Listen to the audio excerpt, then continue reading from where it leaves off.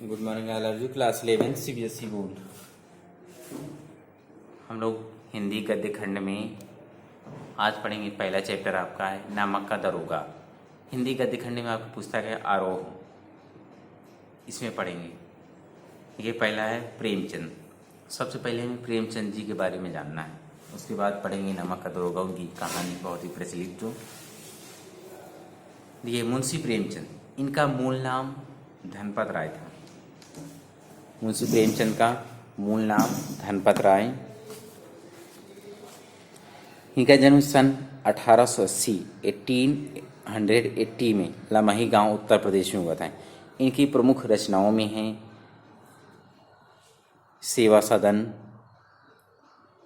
प्रेम आश्रम, रंगभूमि, निर्मला, कायाकल्प, गबन, कर्मभूमि, गोदान, ये इनके प्रचलित उपन्यास हैं।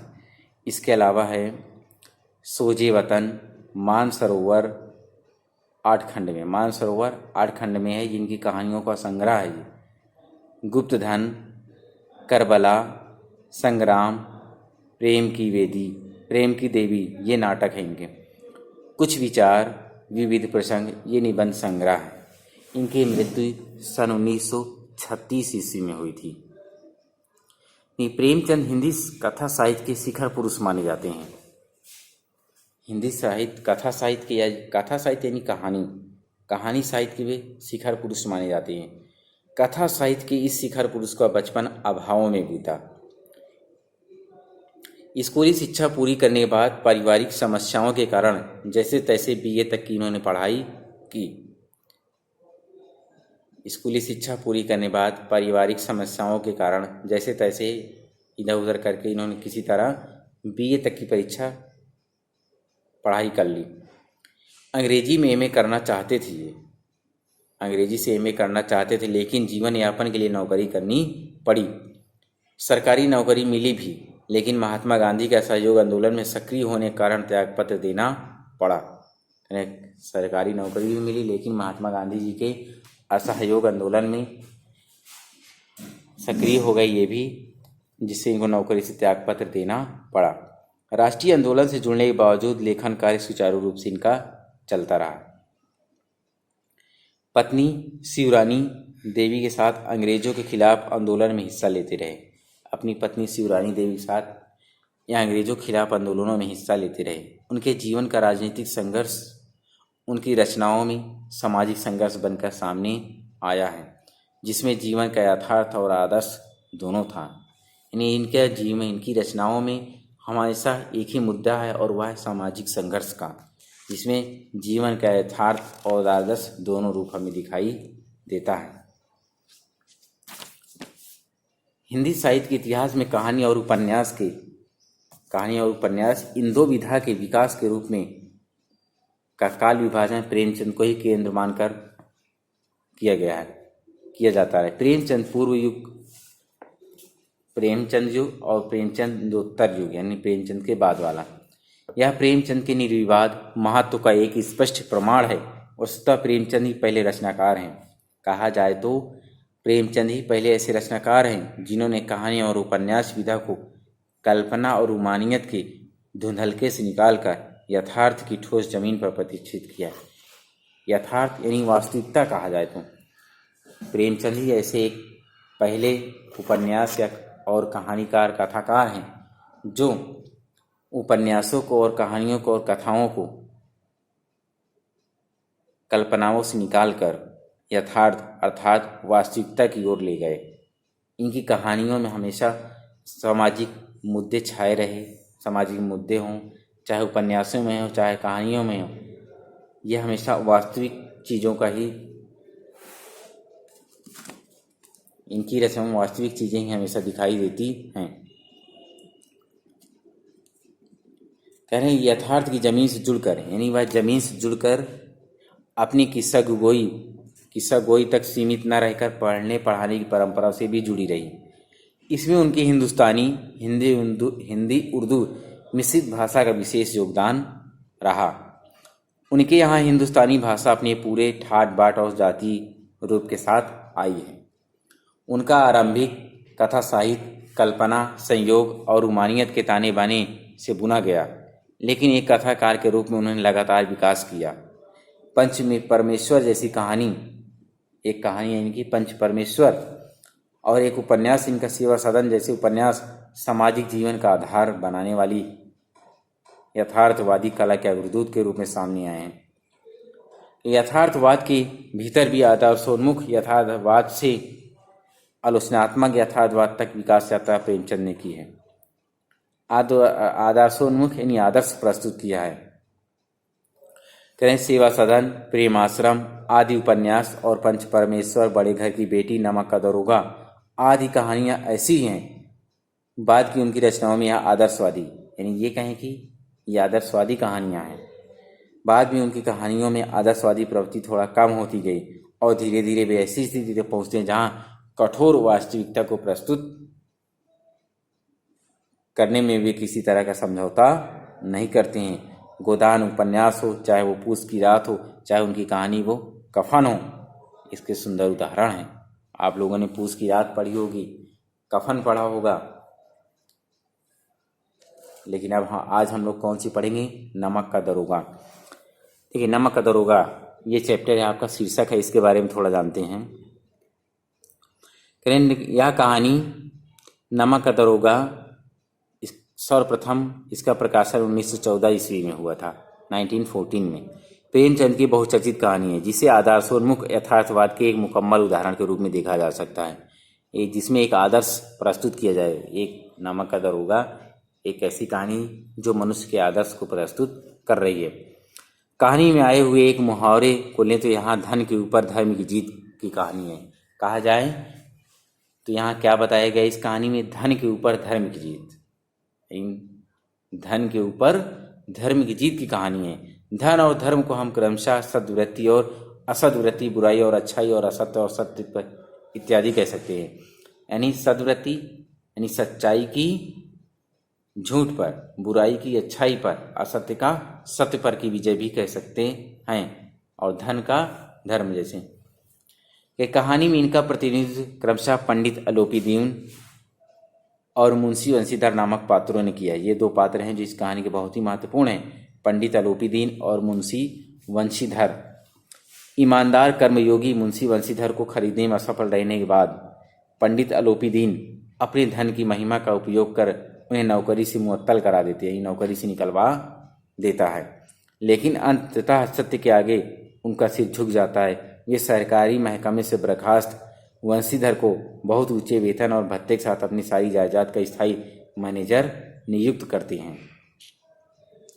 गहरे अपराध बोध से भरी हुई वाणी में निवेदन करते हैं कि परमात्मा से यही प्रार्थना है कि वह आपको सदैव वही नदी के किनारे वाला बेमुरव्वत, उदंड किंतु धर्मनिष्ठ दरोगा बनाए रखे। यह अलोपीदीन आखिरी वक्त में अपने ऐसे शब्दों को बोलता है। कहानी की अंतिम प्रसंग से पहले तक की समस्त घटनाएं प्रशासनिक और न्यायिक व्यवस्था में व्याप्त भ्रष्टाचार तथा उस भ्रष्टाचार की व्याप्त सामाजिक स्वीकारता को अत्यंत साहसिक तरीके से हमारे सामने उजागर करती है। ईमानदार व्यक्ति के अभिमन्यु के समान निहत्थे। ईमानदार व्यक्ति अभिमन्यु, जिस प्रकार वीर अभिमन्यु करें, ईमानदार व्यक्ति उस प्रकार है जैसे अभिमन्यु निहत्था था, उसी प्रकार ईमानदार व्यक्ति है जो निहत्थे और अकेले पढ़ते जानती तस्वीर उसके सामने आती है। किंतु प्रेमचंद इस संदेश पर कहानी को खत्म नहीं करना चाहते, क्योंकि उस दौर में वे मानते थे कि ऐसा यथार्थवाद हमको निराशावादी बना देता है। मानव चरित्र पर से हमेशा विश्वास उठ जाता है। हमको चारों तरफ बुराइयां ही बुराइयां नजर आने लगती हैं। इसलिए कहानी का अंत सत्य की जीत के साथ होना चाहिए, और ऐसा ही होता है। आइए पढ़ते हैं नमक का दरोगा। आप लोगों ने पढ़ा नमक का दरोगा में दो पात्र हैं, एक पंडित अलोपीदीन और एक मुंशी वंशीधर। मुंशी वंशीधर जो एक दरोगा रहते हैं, लेकिन वो किसी के सामने कभी झुकते नहीं हैं, कोई पैसा नहीं लेते हैं, कोई घूस नहीं लेते हैं। अपना आदर्श, उन्हीं का आदर्श यहाँ प्रस्तुत किया गया। देखिए, जब नमक का नया विभाग बना और ईश्वर प्रदत्त वस्तु के व्यवहार का निषेध हो गया, कहें कि नमक का एक नया विभाग बनाया गया। नमक का एक नया विभाग बना दिया गया और ईश्वर प्रदत्त, ईश्वर के द्वारा प्रदान की गई वस्तु के व्यवहार करने का निषेध हो गया। यानी ईश्वर के द्वारा प्रदान की गई वस्तु पर भी लोगों को इस्तेमाल करने पर रोक लग गई, निषेध यानी मना कर दिया गया। तो लोग चोरी छिपे इसका व्यापार करने लगे। लोग चोरी छिपे इसका क्या करें, जैसे आप लोगों को पता ही है कि उस समय अंग्रेज जो थे वो नमक पर भी कर लगा दिए थे, नमक पर टैक्स लगा दिए थे। तभी तो गांधी जी के बारे में आपने सुना होगा, दांडी यात्रा की थी, साबरमती आश्रम से लेके कहाँ तक, दांडी नामक स्थान जो सूरत गुजरात में है, वहाँ तक वो पैदल गए और सूरत के दांडी नामक स्थान पर पहुंचकर समुद्र में नमक बनाकर उन्होंने इस कानून को तोड़ा और उसी के बाद सविनय अवज्ञा आंदोलन की शुरुआत हुई, ऐसा कहा जाता है, ऐसा इतिहास में दर्ज है, गांधी जी ने ऐसा किया।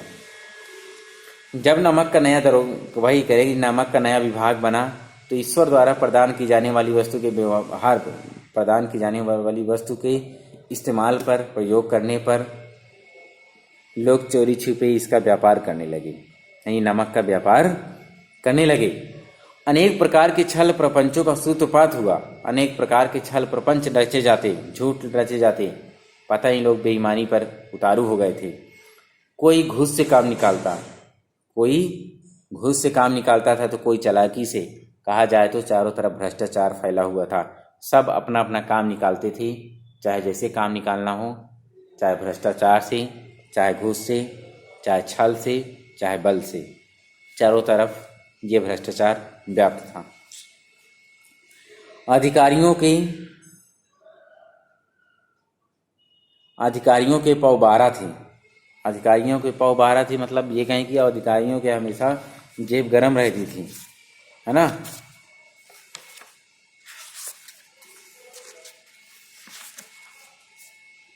अधिकारियों की हमेशा जेब गरम रहती थी। पटवारी गिरी का सर्वसम्मानित पद छोड़कर इस विभाग की बरकंदाजी करते थे। बरकंदाजी मतलब होता है बंदूक लेकर चलने वाला सिपाही या चौकीदार बनने के लिए तैयार रहते थे।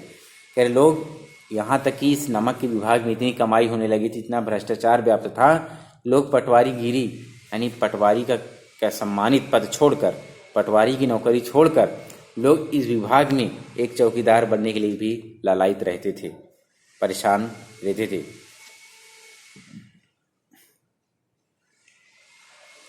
इसके दरोगा पद के लिए तो वकीलों का भी ललचाता था कि इसके दरोगा पद के लिए, अगर इस नमक के विभाग में दरोगा पद मिल जाए, इसके लिए वकील लोग भी ललचाया करते थे, काश हमको ये पद मिल जाता दरोगा का, मार पैसा छाप देते, हाँ, नोट है नोट छाप लेते हैं।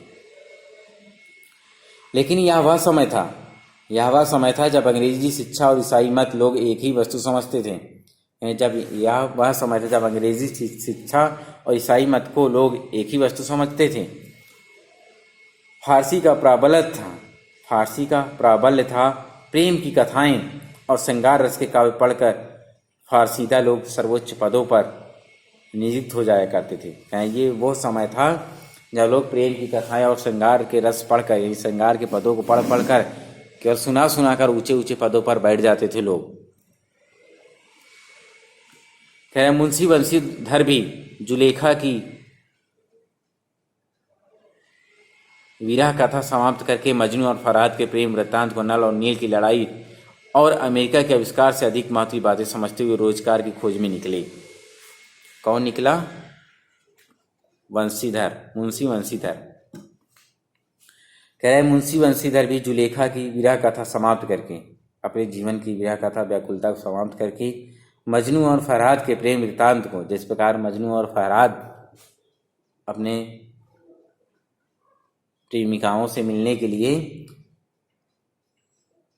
अपने प्रेम को ढूंढते हुए इधर से उधर भटकते रहते हैं, उसी और नल और नील की लड़ाई, चाहे वो नल और नील रामायण वाले कह रहे हैं, नल और नील की लड़ाई और अमेरिका के आविष्कार से अधिक महत्वपूर्ण बातें समझते हुए, कह रहे हैं अमेरिका की बातों के आविष्कार की बातों का महत्व समझते हुए वह रोजगार की खोज में निकल पड़े। कौन? मुंशी बंशीधर रोजगार को उसी तरह ढूंढ रहे थे जैसे कौन? मजनू और फरहाद अपनी लैला और सीरी को ढूंढते हैं, उसी प्रकार वो लोग भी मुंशी बंशीधर अब नौकरी ढूंढने, रोजगार ढूंढने निकल पड़ते हैं। उनके पिता एक अनुभवी पुरुष थे। मुंशी बंशीधर के पिता एक अनुभवी पुरुष थे। उनको अनुभव था जीवन का। समझाने लगे बेटा, अपने बेटे मुंशी बंशीधर को समझाने लगे, बेटा घर की दुर्दशा देख रहे हो। क्या समझाया कि बेटा घर की दुर्दशा देख रहे हो, दशा बिगड़ती चली जा रही है। ऋण के बोझ से दबे हुए हैं, ऋण यानी कर्ज के बोझ से हम लोग दबे हुए हैं। लड़कियां हैं वह घास फूस की तरह बढ़ती चली जाती हैं। कहीं हमारे घर में लड़कियां हैं, तुम्हारी बहनें भी हैं, जो घास फूस जिस तरह घास फूस रोज बढ़ता है उसी तरह तुम्हारी बहनें बड़ी होती जा रही है। उनकी शादी ब्याह भी करना है। कभी तुमने कभी इस बारे में कभी सोचा है? मैं कगारे पर का वृक्ष हो रहा हूँ। कगारे पर यानी मैं उस किनारे का वृक्ष हूँ जो कभी भी गिर सकता है या टूट सकता है, यानी मेरी मृत्यु कभी भी हो सकती है। मैं उस कगार पर खड़ा हूँ। वही कह रहे, मैं नदी की उस कगारे वृक्ष के समान हूँ जो कभी भी गिर सकता है। ना मालूम कब गिर पड़ूंगा, पता नहीं कब गिर पड़ूँ, अर्थात मैं कब इस दुनिया को छोड़कर चला जाऊँ। अब तुम ही घर के मालिक मुख्तार हो। अब तुम ही घर के मालिक मुख्तार हो। मुख्तार मानी होता है कलेक्टरी में वकील से कम मुख्तार माने होता है कलेक्टरी में वकील से कम दर्जे का वकील। या कुल मिला के ये कहें कि तुम घर के मालिक हो, तुम ही मुखिया हो, अब तुम्ही को सब कुछ करना है। नौकरी में ओहदे की ओर ध्यान मत देना।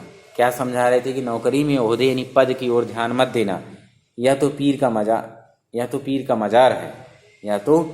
मजार है, निगाह चढ़ावे और चादर पर रखनी चाहिए। या तो पीर का मजार है, निगाह चढ़ावे और चादर पर रखनी चाहिए। ऐसा काम ढूंढना जहाँ कुछ ऊपरी आय हो। क्या कहा कि बेटा ऐसा कुछ काम ढूंढना जहाँ पर कुछ ऊपरी कमाई हो सके। ये पिता अपने पुत्र मुंशी बंशीधर को समझा रहे हैं।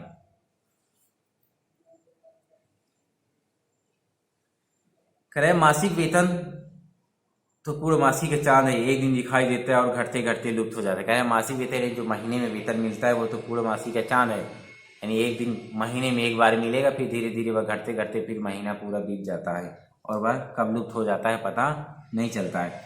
ऊपरी आय बहता स्रोत है। कह रहा और जहाँ जिस नौकरी में ऊपरी आय होती है यानी ऊपरी कमाई होती है वह एक स्रोत, बहता हुआ स्रोत है। वो हमेशा आता रहता है, वो रोज बढ़ता रहता है, घटता नहीं है।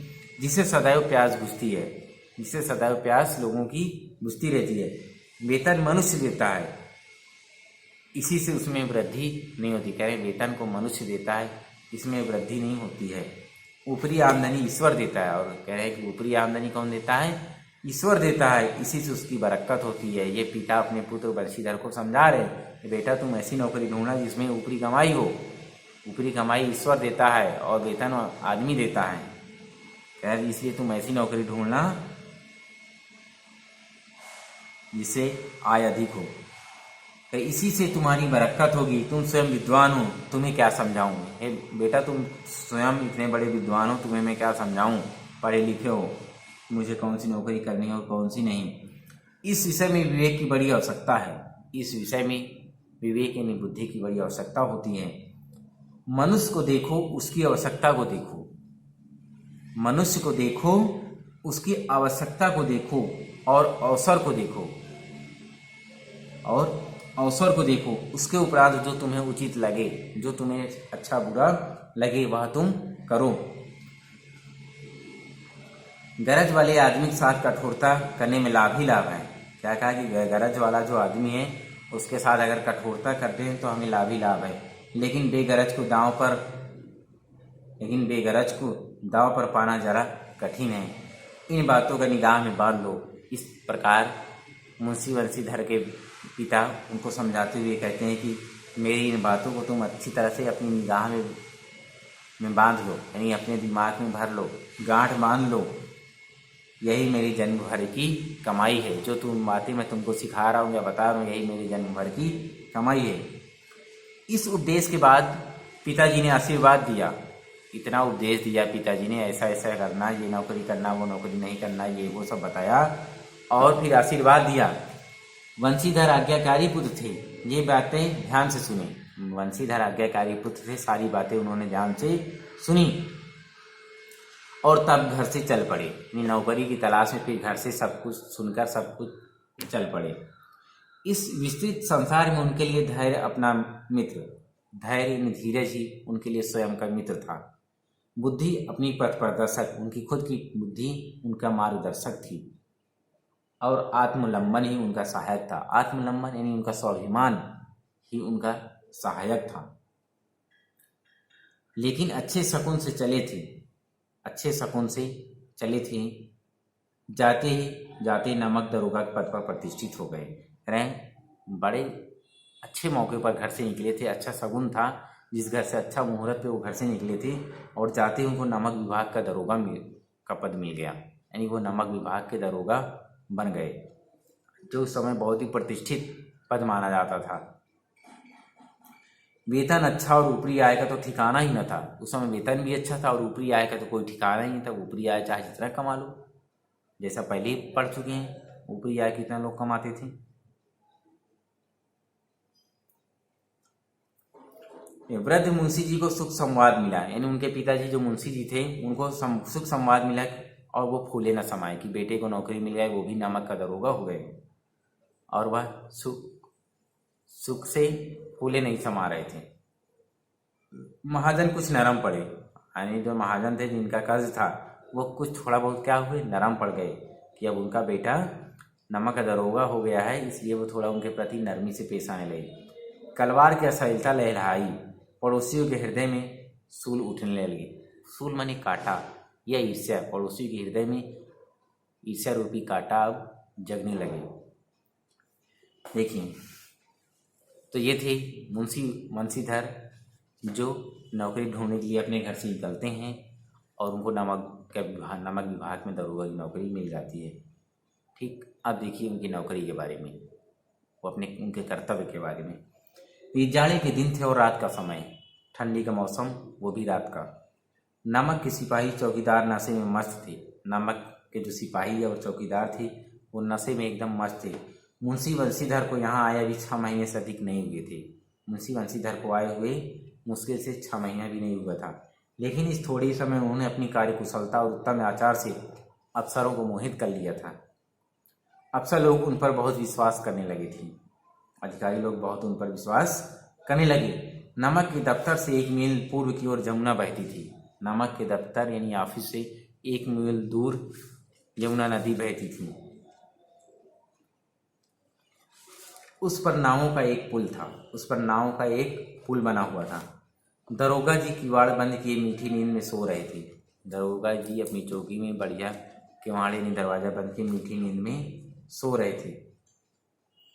अचानक आँख खुली तो नदी के प्रवाह की जगह गाड़ियों की गड़गड़ाहट तथा मल्लाहों का कोलाहल सुनाई दिया। अचानक उनकी आँख खुली तो उन्होंने क्या देखा, उनको सुनाई दिया, यानी नदी के पानी की कलकलाहल की आवाज़ न सुनकर बल्कि उनको गाड़ियों की आवाज़ सुनाई देने लगी और वहाँ पर मल्लाहों के वटकों के कोलाहल की आवाज़ें सुनाई देने लगी। वह तुरंत उठ बैठे। इतनी रात गाड़ियाँ क्यों नदी के पार जाती हैं? वो तुरंत उठ गए और वह सोचने लगे कि आखिर इतनी रात की ये गाड़ियाँ उस पार क्यों जाती हैं। अवश्य कुछ न कुछ गोलमाल है। उन्होंने सोचा कोई न कोई गोलमाल जरूर है, कोई न कोई कुछ बात जरूर है। तर्क ने भ्रम को पुष्ट किया, उनके मन में जो विचार आया उस भ्रम को और पुष्ट कर दिया, यानी मजबूत कर दिया। वर्दी पहनी, तमंचा जेब में रखा, वर्दी पहन ली और तमंचा जेब में रखा। बात की बात में घोड़ा बढ़ाए हुए पुल पर आ पहुँचे। बात की बात में घोड़ा पर चढ़े और पुल पर आ पहुँचे। गाड़ियों की एक लंबी कतार पुल के पार जा रही थी। गाड़ियों की एक लंबी कतार पुल के पार जाती दिखी। डांट कर खुद तेजी से वंशीधर ने पूछा, किसकी गाड़ियां हैं?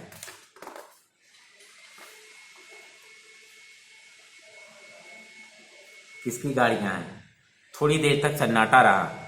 आदमियों में से कुछ कानाफूसी हुई। तब आगे वाले ने कहा, पंडित अलोपीदीन की। तब आगे वालों में से उसमें से एक ने क्या कहा, यह गाड़ियां पंडित अलोपीदीन की है। कौन पंडित लोपीदीन? दातागंज के। उसने जवाब दिया दातागंज के। मुंशी वंशीधर चौके पंडित लोपीदीन इस इलाके के सबसे प्रतिष्ठित जमींदार थे, लाखों रुपए का लेन देन करते थे। इधर छोटे से बड़े कौन ऐसे थे जो उनके ऋणी ना हो? छोटा से बड़ा लेकर कोई भी व्यक्ति ऐसा नहीं था जो उनके यहाँ कर्जदार ना हो।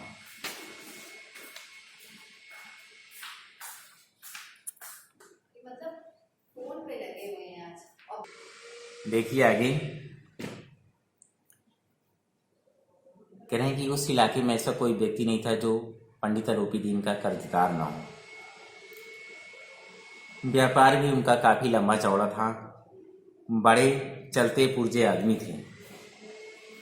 अंग्रेज अफसर उनके इलाके में शिकार खेलने आते और उनके मेहमान होते।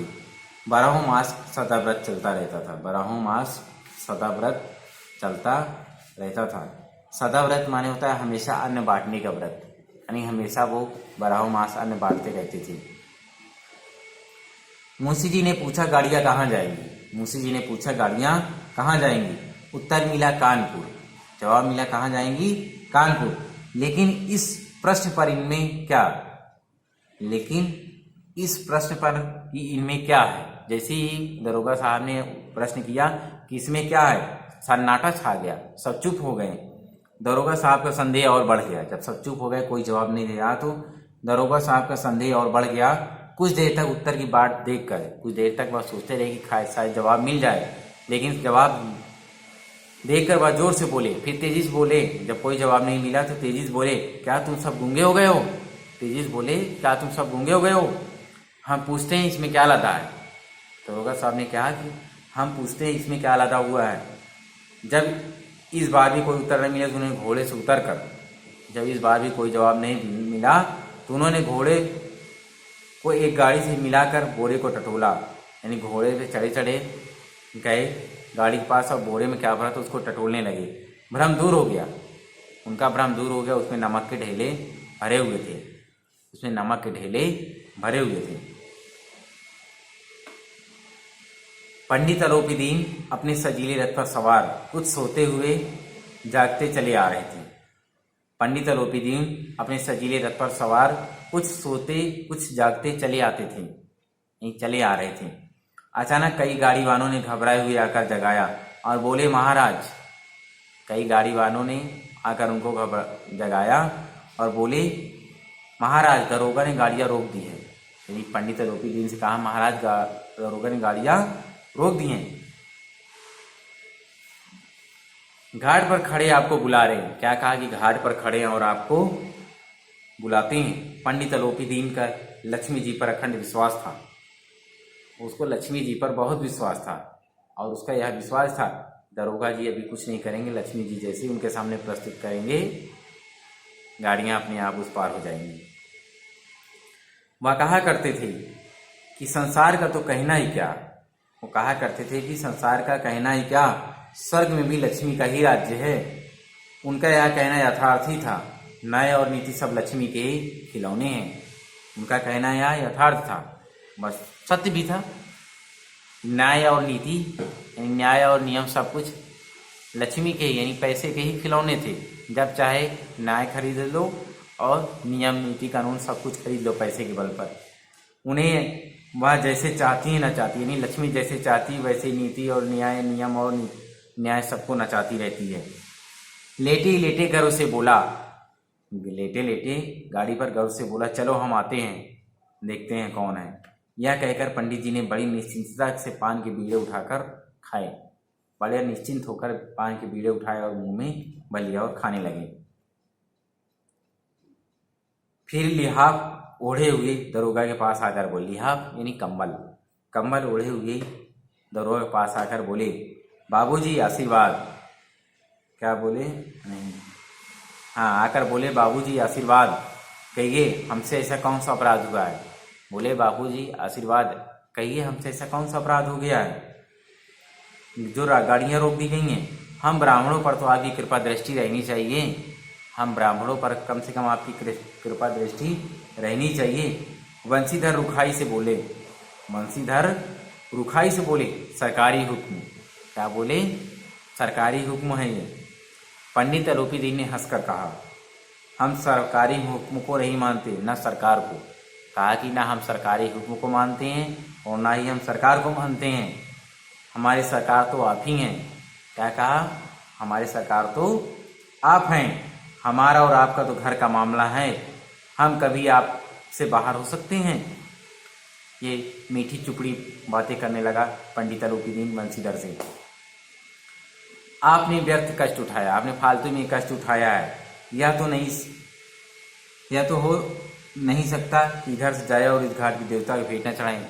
क्या कह रहे हैं आलोपी दीन? कह रहे हैं यहाँ ऐसा नहीं हो सकता है, इधर से जाएं और इस घाट के देवता को हम लोग कोई भेंट न चढ़ाएं, ऐसा बिल्कुल नहीं हो सकता है। इस घाट के देवता आप हैं, आपको भेंट चढ़ाए बिना हम नहीं जा सकते हैं।